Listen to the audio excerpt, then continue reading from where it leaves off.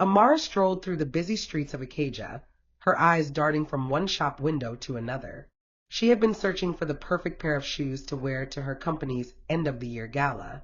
Just as she was about to give up, she stumbled upon a small boutique tucked between two tall buildings. A strange pull drew her inside, where an old woman with piercing eyes welcomed her with a warm smile. "You've come to the right place," the woman said, leading Amara to a shelf of elegant shoes. One pair in particular caught Amara's eye, a sleek black heel with golden embroidery. Amara felt an unexplainable connection to the shoes. She tried them on, and they fit perfectly, as though they had been made just for her. As she admired them in the mirror, the old woman said, "These shoes will change your life."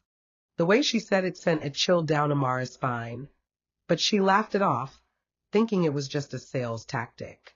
Without a second thought, she paid for the shoes and hurried home, excited to wear them for the first time.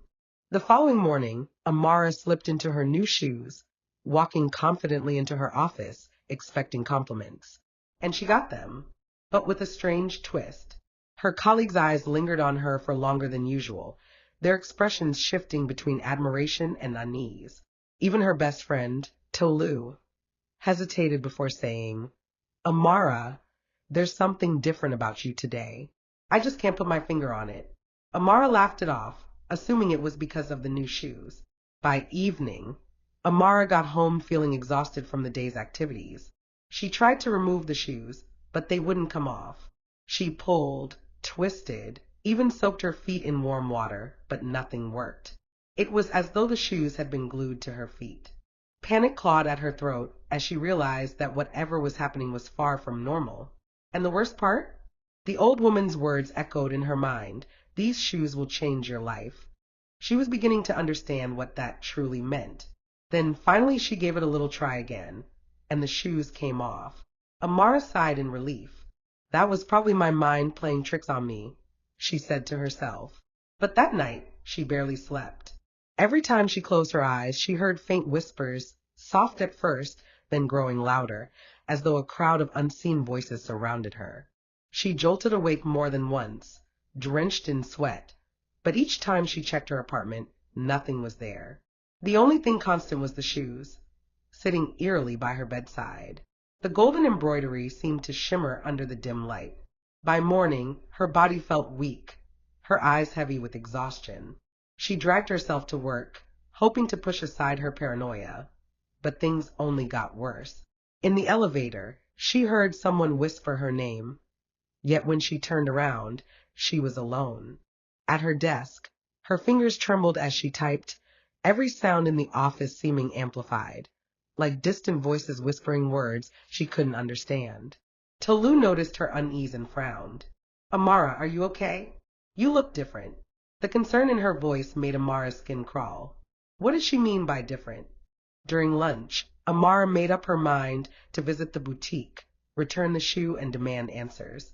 But when she reached the place where it had been, she froze in horror. The shop was gone. In its place stood an abandoned, dusty warehouse, as though it had been empty for years. Amara's heart pounded violently against her chest. Had she imagined everything? Was she losing her mind? Or had she just made the worst mistake of her life? That evening, Amara sat in her living room, her legs curled under her, staring at the shoes as though they were a wild animal about to attack. The golden embroidery no longer looked elegant. It looked sinister, pulsing like veins under the dim light. She grabbed her phone and searched online for any stories about cursed shoes or haunted boutiques, but nothing relevant came up. Yet deep inside, she knew she had stepped into serious trouble. She thought of throwing the shoes away, but she wondered if it would change anything at this point. Then the whispers returned. This time, they weren't just sounds in her head. They were real, right behind her.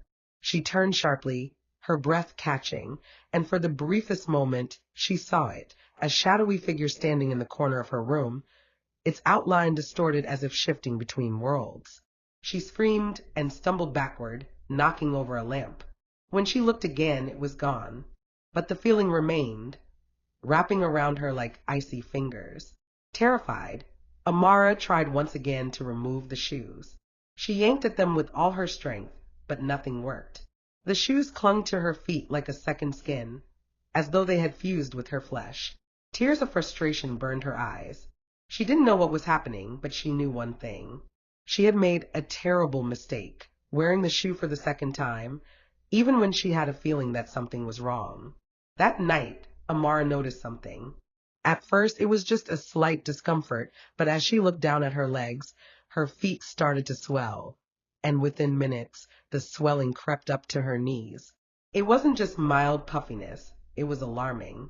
Her skin felt tight, stretched beyond its limit, and a dull ache pulsed beneath the surface.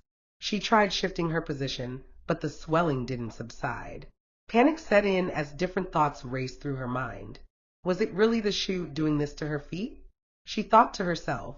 Amara's heart pounded in her chest as she reached down to press her fingers against her swollen legs. The moment she did, she realized just how firm and tender they had become. This wasn't normal. Something was definitely wrong. Amara ran to a church the next morning, hoping for supernatural intervention. The moment she stepped inside the church, a sharp pain shot through her feet, forcing her to stop. It felt as though something was clawing at her skin, warning her not to go any further. The whispers in her head turned into screams, and her vision blurred. The priest, sensing her distress, approached her. "Child, are you all right?" he asked.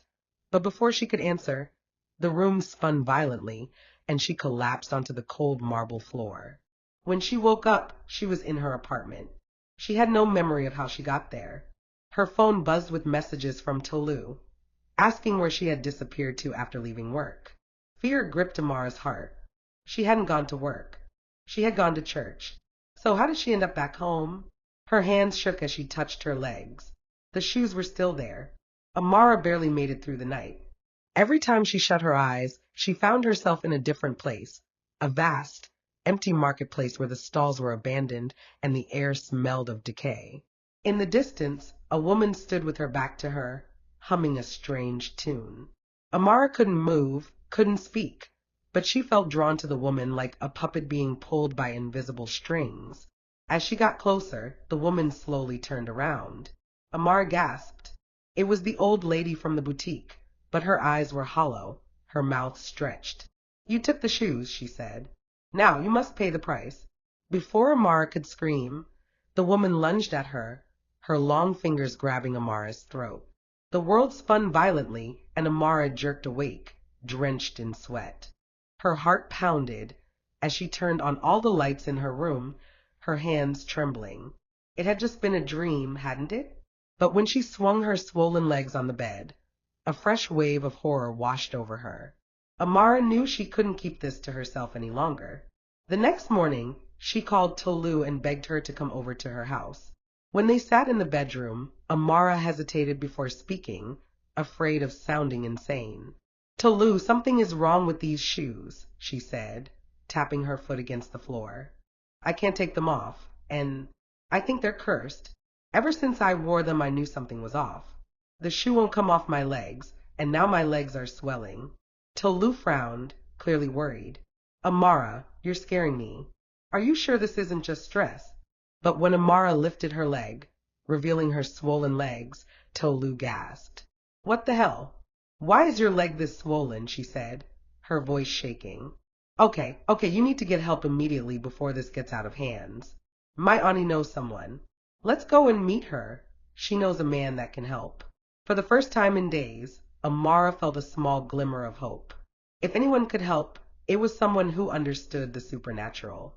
Tolu's aunt wasted no time taking them to a spiritualist, a frail elderly man with piercing eyes that seemed to look straight into Amara's soul. The moment she stepped into his small house, he hissed and stepped back. "You have made a great mistake, child," he muttered, circling her as though examining something invisible. "These shoes do not belong to you, and now something else does." Amara swallowed hard. "Please help me," she said, her voice cracking. The old man grabbed a bowl of white powder and tossed it at her feet. The moment the powder touched the shoes, a sharp scream echoed in the room. Amara clutched her ears, pain searing through her body. "It is not just a shoe," the man said gravely. "It is a binding, a contract. You are no longer walking alone. Tears streamed down Amara's face. Then break it. Get them off me, she begged. But the man shook his head. It is not that simple. The spirit that owns these shoes is not done with you yet. He looked at her with genuine pity. If you do not return what was taken, the shoes will not just take your feet. They will take your soul. Amara left the man's house with a pit of dread in her stomach. His words echoed in her mind, return what was taken. But what had she taken? She had only bought a pair of shoes. Why was all this happening to her? What did she do wrong? As she and Tolu walked back to the car, the air around her felt heavy, suffocating, as though unseen eyes were watching her every move. Even Tolu, usually skeptical, seemed uneasy. Amara, what if we burn them? She suggested hesitantly. Amara shook her head. I don't think it's that simple, she murmured, glancing down at the shoes. The golden embroidery had darkened. That night, she tried once more to take them off. Using everything she could think of, she pulled them as hard as she could, but the shoes remained attached to her feet, as if they were a part of her skin. Frustrated and terrified, she collapsed onto her bed, too exhausted to fight any more. As soon as she drifted into sleep, the nightmares returned. Only this time they were worse. The old woman stood over her, whispering in a language she didn't understand. Around her, dark shadows crawled across the floor, reaching for her. You should have never taken them, the woman hissed. But you told me they were for sale. Amara tried to scream, but no sound came out. When she jolted awake, her room was filled with the sound of footsteps circling her bed. But there was no one there. Determined to help, Tolu spent the next day searching for any clues about this mysterious shops. And finally she found something, 10 years ago, about a boutique in Lagos that had mysteriously disappeared overnight. The shop had been owned by a woman named Madame Ikeen, a well-known woman who had vanished without a trace. Rumors swirled that she was a witch and that anyone who bought from her shop suffered terrible misfortunes.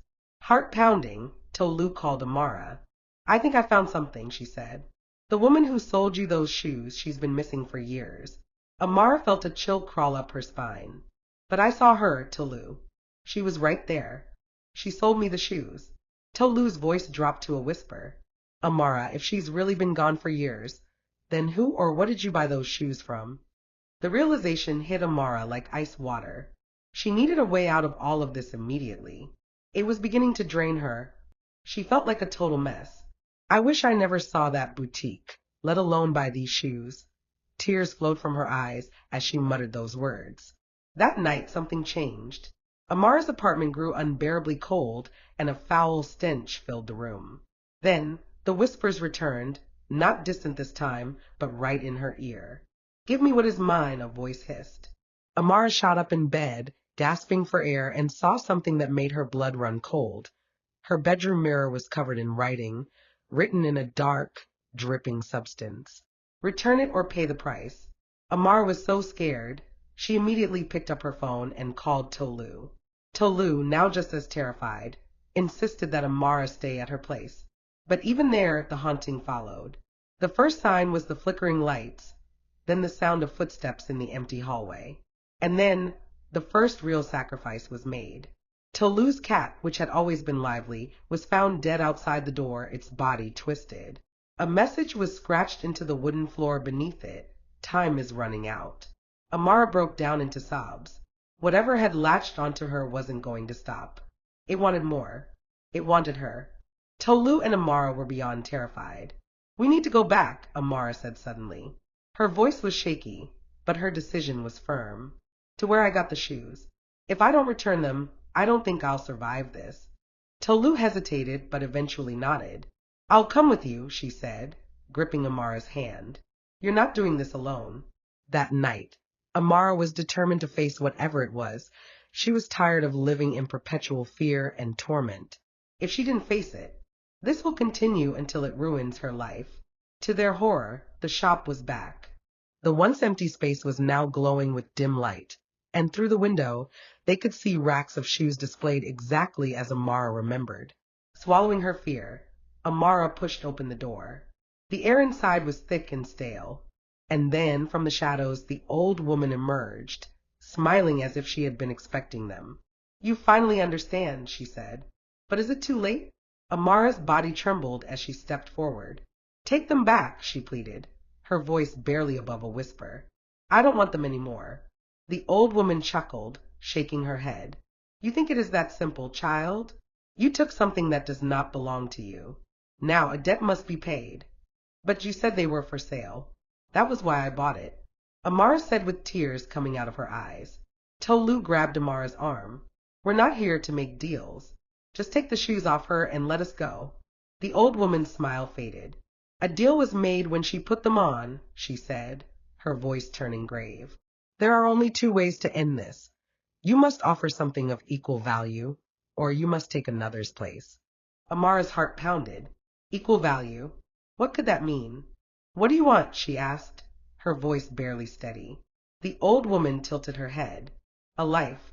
The air in the shop grew colder, and the shadows in the corners seemed to stretch toward her. You took it from the dead, child. Now, the dead must take from you.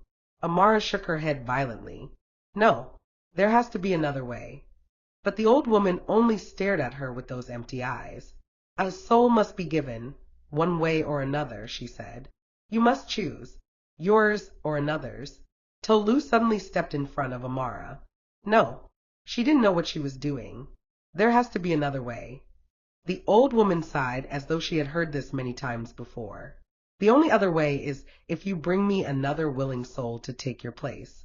Amara's blood turned to ice. You want me to sacrifice someone else? She choked out. The woman only smiled. Choose wisely, my dear. Time is running out. Then, in an instant, the shop flickered and disappeared, leaving them standing in the dark, empty street. Amara looked at her feet, and the shoes were no longer on her feet. Thank you so much for watching. Don't forget to like, comment, and subscribe. See you in the next story.